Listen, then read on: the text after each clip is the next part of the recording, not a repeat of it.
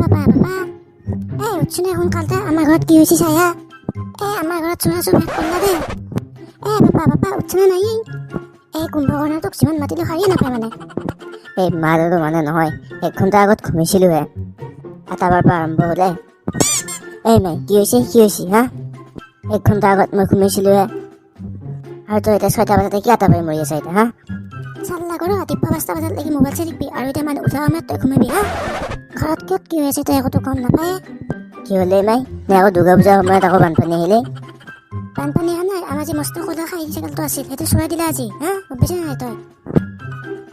কি আমাৰ কয়লা খাই চাইকেলটো চোৰাই নিলা মাই তই সঁচাই কৈছা নে মিছাই কৈছে নে তই মোৰ লগত এই বেউবাখানাত কিবা পেং চেং কৰি আছা এনে এটা পাই থাকিম নেকি সঁচাই কৈছোঁ মোৰ এতিয়া কি হ'ব মই এবাৰ সেইটো চাইকেলে বেছি যিটো 12,000 টকা পালোঁ সেইটো এতিয়া নতুন মোবাইল ল'ম বুলি ভাবিছিলোঁ বিগ বিলিয়নটি আহি আছিলে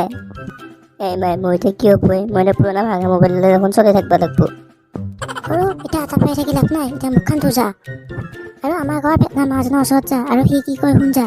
আৰু কবি ছাগলী চুৰাইছে বুলি ভালকৈ বুজাই কবি আৰু সি কি কয় গোটেইখিনি জানি ল'বি নে কিবা মিটিং পাতি নে পুলিচ কেছ দেই তই মাত্ৰ মাছজনৰ ওচৰত যা এতিয়া সোনকালতে পিছত কি হয় দেখা চাব যা তেতিয়াহ'লে মই মুখখন ফটাফট ধুই পেলাই মাহঁতৰ ভেটনাৰ ওচৰত যাওঁৱে